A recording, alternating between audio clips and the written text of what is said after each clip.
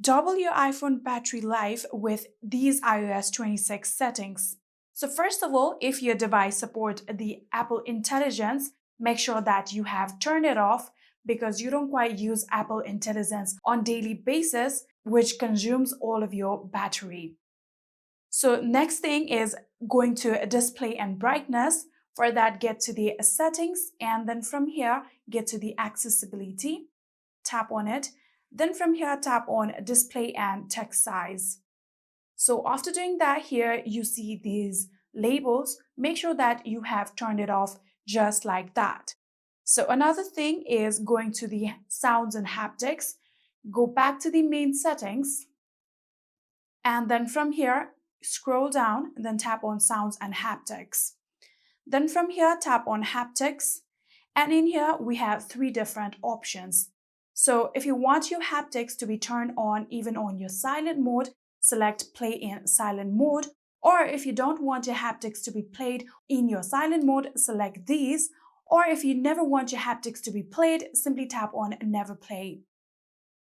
Enabling your haptics always will help drain your battery life. So another thing is getting to the mail settings. For that, go back again, back to the main settings. From here, scroll down, then tap on apps, and then from here, search for mail application. Here you can see mail, tap on it, and then tap on mail accounts. And then from here, tap on fetch new data. In here, make sure that you have disabled this push. And then from here, scroll down. You can see under the fetch, we have selected automatically currently. Make sure that you have selected manually or hourly. Doing this will reduce fetching any kind of new data even when your phone is turned off. Now then from here, we'll again go back to our display and brightness.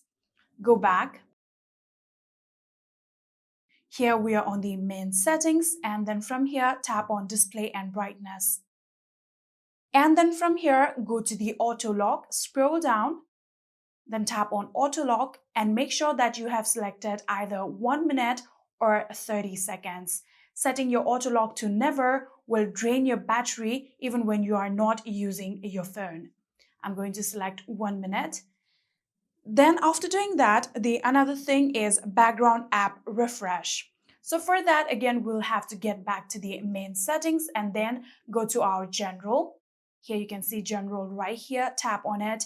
And then from here, scroll down until you see the option of background app refresh, tap on it. And then from here, you can see these are all of the applications that is currently using your background app refresh. So in here, you can see these are all of the applications that I don't quite require the background app to be refreshed. So what I'm going to do is simply disable these options.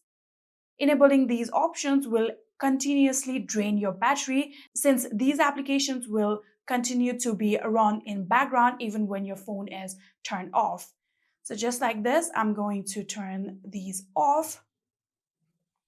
And yeah, you can also select all of the applications that you don't quite use and turn these settings off.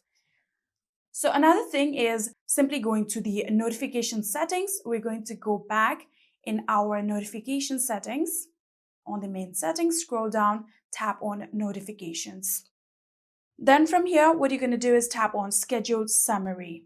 I'm pretty sure that you guys don't use this scheduled summary, so make sure that you have turned it off just like this.